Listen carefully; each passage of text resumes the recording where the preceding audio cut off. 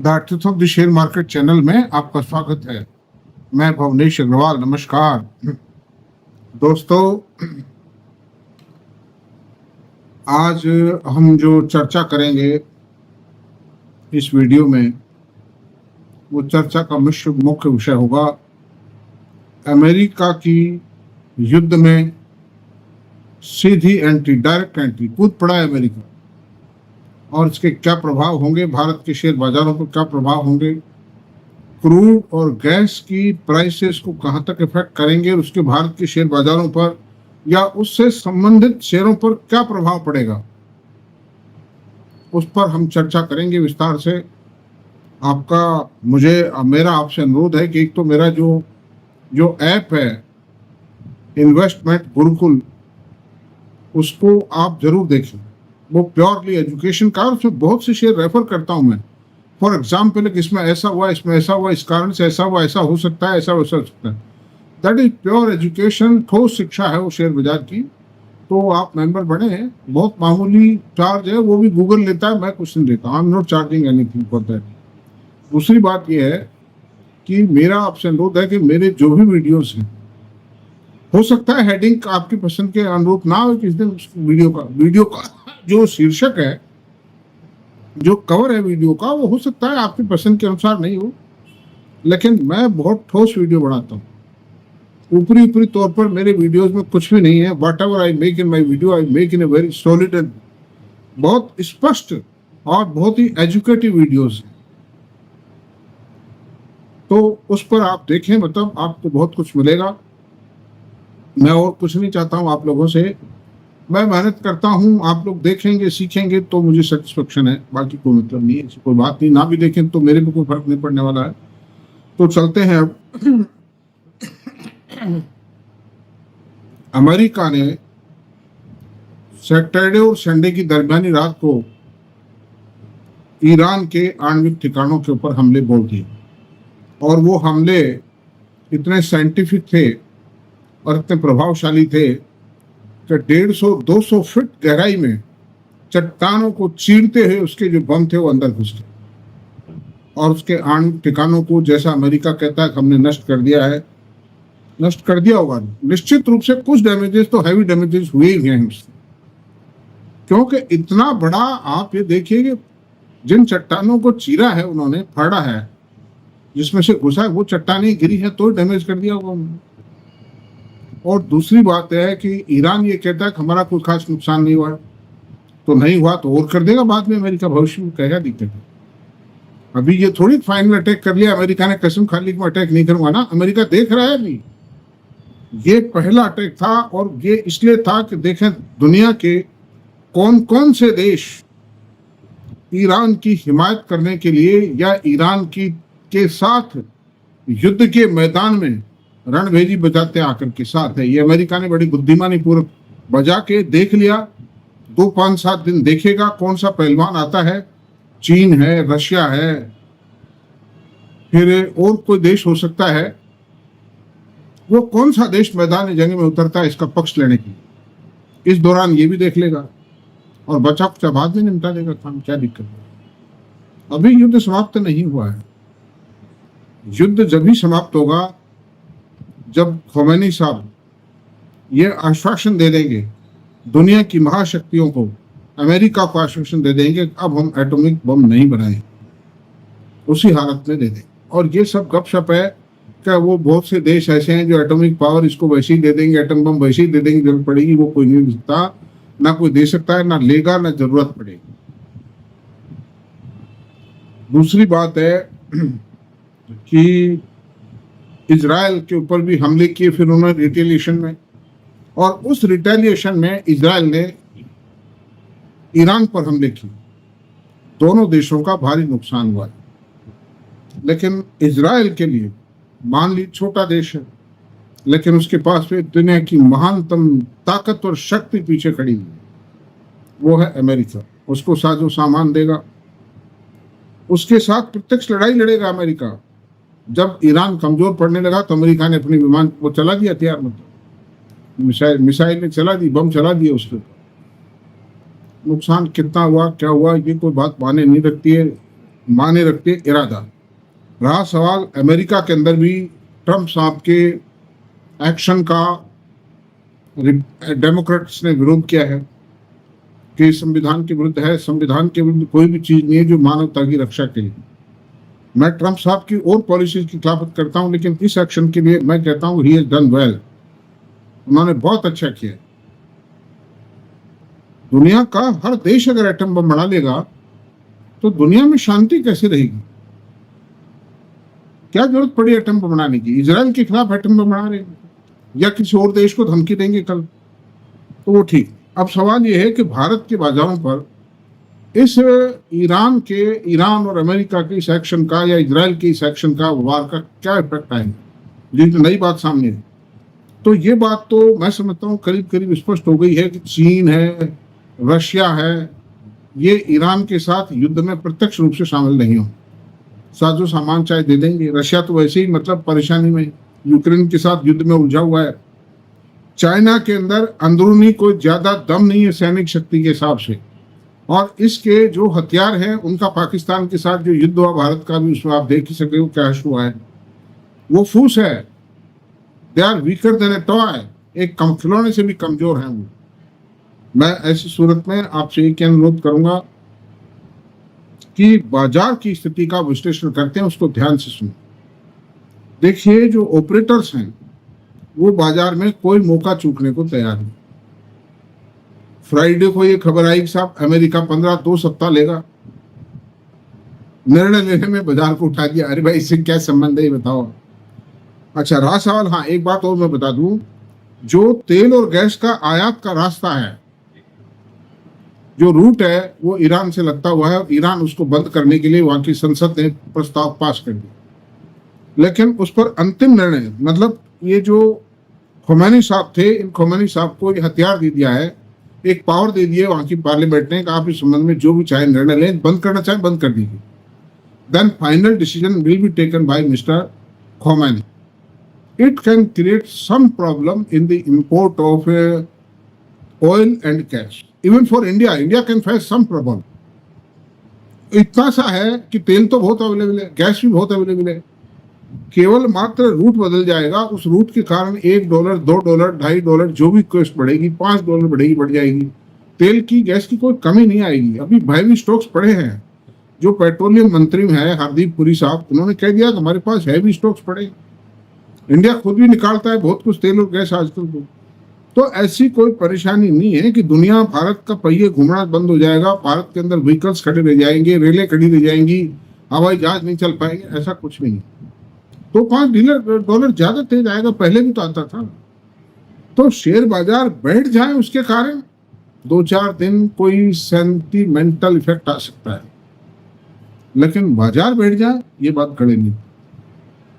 ना बैठे हैं ना बैठेंगे। वो कोई $100-150 पर बैरल का रेट हो जाए, जो इस सिनेरियो में पॉसिबल नहीं है, because the demand for oil is reducing day by day. ऐसी सूरत में मैं नहीं समझता कोई संभावना है। रहा सवाल कि फ्राइडे को तेज किया, बहुत ज्यादा तेज किया, 900 पॉइंट तेज कर दिया सेंसेक्स को, और आज जबकि कोई ऐसे कोई फर्क नहीं पड़ा है, खाली तेल का बहाना बना के, क्योंकि फ्राइडे को बहुत से लोगों ने प्लस कर लिया था माल, और वो प्लस ही छोड़ दिया। मुझे समझता है बहुत ने प्लस ही रखा उस माल को, पोते में रखा। तो ऑपरेटर्स के पास फिगर रहते हैं, उन्होंने सुबह बजा दिया, स्टॉप लॉस ट्रिगर हो गई, किस्सा खत्म हुआ, प्रॉफिट बुक कर गए। जो छोटे मोटे ट्रेडर हैं वो लुट पिट के घर जाओ अपनी मस्ती से, हैं। इसीलिए मैं कहता हूँ trading is not a good idea, trading is not a good act to become success on the market. Market में सक्सेस होने के लिए आपके पास में ठोस स्टडीज होनी चाहिए, शेयर बाजार की एक इन डेप्थ नॉलेज होनी चाहिए, अनुभवी लोगों का साया होना चाहिए, या अनुभवी लोगों की बात को सुने, माने आप उसको, और उसके लिए आप एक स्ट्रेटेजिक वे के अंदर इन्वेस्टमेंट प्लान बनाएं कि आपको अपना पोर्टफोलियो किस तरह से मैनेज करना है। यह आवश्यक है।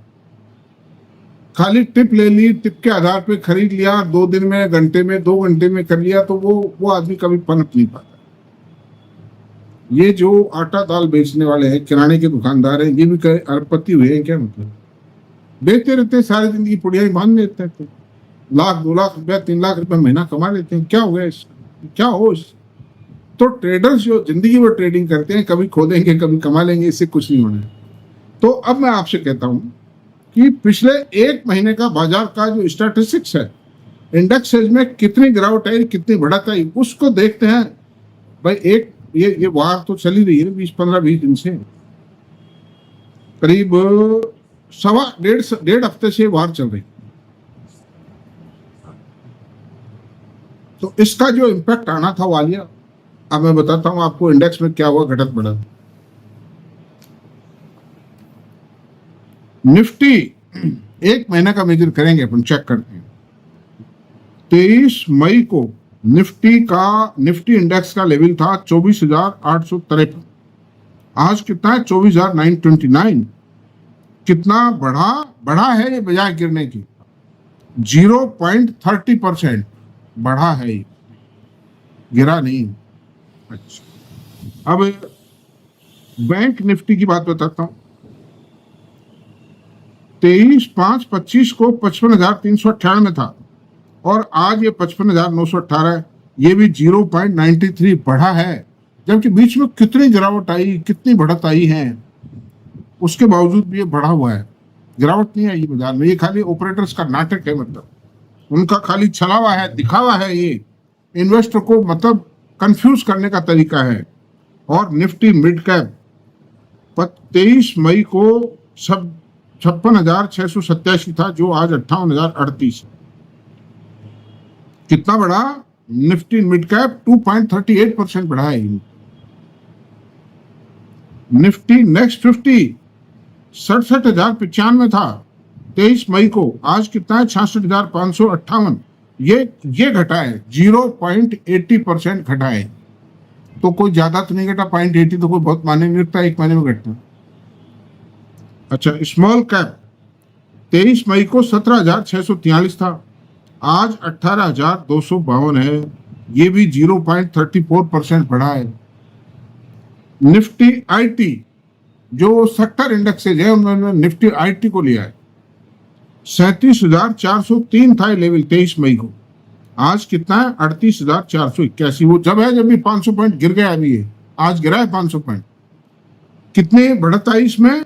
2.88% की बढ़त आई है पिछले 1 माह के अंदर। इट शोज कि Nifty IT is bottom out, it is going to cross the bottom. Accenture के रिजल्ट आए हैं जो एक ट्रेंड को दिखाते हैं आईटी इंडस्ट्री के, की प्रॉफिटेबिलिटी को, ऑर्डर बुक को, मार्जिन्स को, इन सब चीजों को दिखाते हैं। तो एक तो इस बात को गलत सिद्ध देते थे, आईटी के कारण ये जो मतलब आर्टिफिशियल इंटेलिजेंस के कारण आईटी कंपनियां समाप्त हो जाएंगी, ये बात बिल्कुल निर्मूल सिद्ध हो जाए। केवल 6% माइनस ऑर्डर मिले, वो भी अमेरिका की इनस्टेबल कंडीशंस के कारण। वरना ऑर्डर ज्यादा मिलते, ये ऑर्डर्स ज्यादा मिलते। ऐसी सूरत में आईटी के एक्सपेक्टेशन से बेटर रिजल्ट दिए, उसके बावजूद भी एसेंचर ने वो शेयर को गिरा दिया। ये सटोरियम कारस्तानी हुए अलग बात है, ऑपरेटर की मेहरबानी है, मतलब बढ़ जाएगा, सीख जाएगा। इंडियन आईटी भी इसीलिए गिरा है, एसेंचर के फॉलोअप में गिरा है, सब सुधर जाए। और हो सकता है इंडियन आईटी के रिजल्ट आए जब इनको गिरा भी देंगे। मैं ये नहीं कहता हूँ, बाजार एक्टिविटीज पर किसी का कोई कंट्रोल नहीं है। कंट्रोल है तो उन महान ऑपरेटर्स का है जो बाजार के अंदर बहुत मोटा पैसे के साथ खेलते हैं और छोटे आदमियों की चटनी कर देते हैं। जो ट्रेडिंग करते हैं इसमें उनकी चटनी कर देते हैं, पीस देते हैं, उनको खा जाते हैं। तो ऐसी सूरत में मैं आपसे एक ही बात कहूंगा, बाजार को कोई खतरा नहीं। बाजार ये बढ़ जाता, बाजार में कम से कम भी तो ये जितने इंडेक्सेज मैंने बढ़ाए, इनमें 3-4% की बढ़त आ चुकी होती। अगर बाजार अगर ये बस ये अगर नुकसान हुआ है तो ये हुआ है जो बढ़त थी वो रुक गई, बढ़ नहीं पा रहा है बाजार, ये है। क्योंकि जो भी ऑपरेटर्स हैं वो अपने कमिटमेंट्स को बढ़ाते हैं। बाइंग साइड जरा फंड मैनेजर्स हैं वो भी कोई ज्यादा उठा पटक नहीं करते हैं, बाइंग वगैरह नहीं करते हैं, कुछ कैश को लेके साथ चलते हैं, भाई को मौका मिलेगा तो खरीदे। इसलिए आप लोगों से भी मेरा यह अनुरोध है कि आप लोग भी कैश को रिजर्व रख के चले, जब कोई डिप आती है खरीद लीजिए। अच्छा, अब मैं आपसे बताता हूं FIDIs ने पिछले 1 महीने में क्या क्या करतब की। FIDIs की जो नेट बाइंग, FI ने 3897 करोड़ रुपए का माल नेट बाई किया और DII ने 56,786 करोड़ का माल खरीदा है। इस तरह से ले दे करके 60,000 करोड़ से भी ज्यादा की बाइंग हुई है FIDI की, दोनों की मिलाकर। Both are buyer in the market. और पिछले एक हफ्ते के अंदर भी FIs ने लगातार बायर है, वार के बावजूद भी। और DII ने कभी बेचा है, एक दिन बेचा है, बाकी 3 दिन खरीदा है। पिछले हफ्ते की बात बता रहा हूं। तो दोस्तों, ऐसी सूरत में बाजार को कोई खतरा नहीं है। इंडिया की माइक्रो मैक्रो जो पॉइंट्स हैं, जो फैक्टर्स हैं, they are completely in favour of the economy, they are completely in favour of the market, share market. इसलिए कोई घबराने की आवश्यकता नहीं है। निश्चिंतता से जहां खड़े हो खड़े रहो, और अगर कैश है तो उसको थोड़ा प्रिजर्व कर लीजिए, और जो कोई शेयर ज्यादा गिरता है उसको खरीद डालिए। अडानी पोर्ट के बारे में आप देखिए कितनी अफवाहें उड़ाई गई। साहब अडानी, मैंने यूट्यूब पे देख रहा था, एक वीडियो बनाया, उसमें लिखा था, हेडिंग थी उसकी, मोदी के अडानी सेठ के हाइफा पोर्ट को ईरान ने उड़ाया। आज सुबह साफ हो गई वो बात कि हाइफा पोर्ट पर कोई नुकसान नहीं हुआ है। कोई छोटा मोटा कोई छर्रे वरे गिरे बताए वहां, उससे कोई फर्क नहीं पड़ता। और पार्शली वो काम कर रहा है। अभी भी खाली एक शिपिंग कंपनी ने अपने हवाई जहाजों की आवाजाही भर रोकी। अगर ये जैसे शेयर है, मैं कोई रिकमेंड नहीं कर रहा हूँ, मेरी कोई रिकमेंडेशन नहीं है, it's a very strong company. अगर इसका एक पोर्ट मान लीजिए टोटली बंद भी हो जाता है 2-4 महीने के लिए, साल भर के लिए, क्या फर्क पड़ता? और उस पोर्ट में भी 70% पार्टनरशिप है अडानी की, 30% पार्टनरशिप तो एक दूसरी कंपनी की होगी। तो सच हाइफा पोर्ट से कोई अडानी पोर्ट की कंपनी की टोटल प्रॉफिटेबिलिटी माइनस में आ जाए या कोई सब्सटेंशियल रिड्यूस है, ऐसा कुछ भी नहीं। तो बस यहीं तक रहने देते हैं, चर्चा को घबराने की आवश्यकता नहीं है।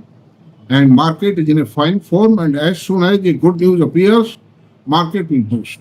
मेरी तो यही राय। Thank you very much.